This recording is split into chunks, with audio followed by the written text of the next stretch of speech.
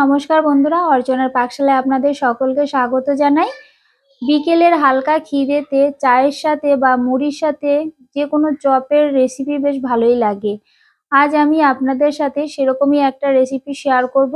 বড় লঙ্কা বা শিমলা মির্চি আপনারা যাই বলুন না কেন, তারই চপ। যে কোনো বাজারে সবজির দোকানে পেয়ে যাবেন, এখন অ্যাভেলেবেল পাওয়া যায়। দেখুন, খুব সুন্দর হয়, খেতেও কিন্তু অসাধারণ লাগে। পুরো ভিডিওটা স্কিপ না করে দেখার অনুরোধ রইল। আর নতুন বন্ধুদের অনুরোধ করব আমার চ্যানেলটিকে সাবস্ক্রাইব করে পাশে থাকা বেল আইকনটি ক্লিক করে দিতে, সমস্ত নোটিফিকেশন সবার আগে পাওয়ার জন্য। প্রথমেই আমি লঙ্কাগুলোকে ভালো করে ধুয়ে জল ঝরিয়ে নিয়েছিলাম। এবারে একটা চাকুর সাহায্যে এক সাইড আমি এরকম লম্বা করে কেটে দিয়ে ভেতরে শাঁস সহ বীজটাকে একটা চামচের পেছন ধার দিয়ে বের করে নিচ্ছি।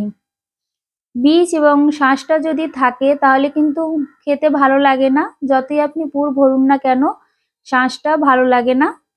তাই চেষ্টা করবেন খুব সাবধানে এই কাজটা করার, ফেটে যেন না যায়।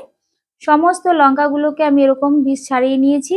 দুটো আলু আমি সেদ্ধ করে নিয়েছিলাম আগেই। আলুগুলোকে ভালো করে হাতের সাহায্যে আমি ম্যাশ করে নিচ্ছি বা মেখে নিয়েছি। ফ্রাই প্যান বসিয়ে দিয়েছি ওভেনে। ফ্রাই প্যান গরম হলে সরিষার তেল দিয়ে দেব। সরিষার তেল দিয়ে তেলটা গরম হলে আলুটা দিয়ে দিলাম। এই আলুটা আমি হাতের সাহায্যে ম্যাশ করার চেষ্টা করেছি, তাতে বেশ ভালো হয়।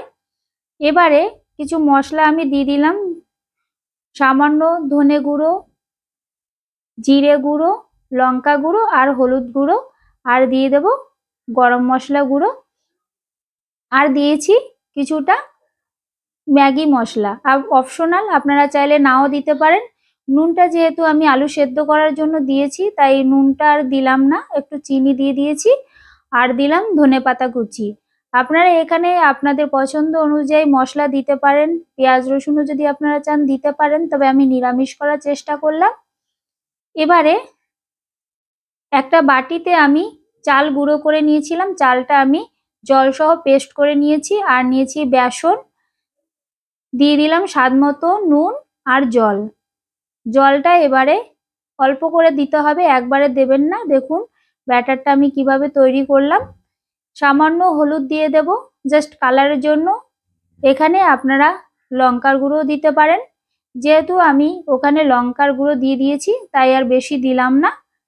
সামান্য দিয়ে দিলাম বা 1 চিমটি মতো দিয়েছি বেকিং সোডা। এটা অপশনাল, আপনারা নাও দিতে পারেন, তবে দিলে বেশ ভালো হয়, ফোলা ফোলা। এবারে পুরটা মোটামুটি ঠান্ডা হয়ে গেছে। পুর থেকে কিছুটা আলু নিয়ে একটা লঙ্কার মধ্যে আপনাদের দেখিয়ে দিচ্ছি কিভাবে ঢোকাতে হবে। এভাবে আস্তে করে ঢুকিয়ে দিতে হবে সবগুলো হাতের সাহায্যে। বেশি জোরে চাপ দিতে যাবেন না, তাহলে কিন্তু অপর সাইডটা ফেটে যাওয়ার সম্ভাবনা থাকে।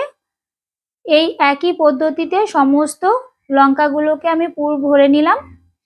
তেল বসিয়ে দিয়েছি আগেই গরম করতে ওভেনে, কড়াইয়ের মধ্যে। এবারে যে ব্যাটারটা আমি তৈরি করে রেখেছিলাম সেই ব্যাটারে ডুবিয়ে ডুবিয়ে লঙ্কাগুলোকে ভেজে নেব। খুব টেস্টি হয় এই লঙ্কার চপটা।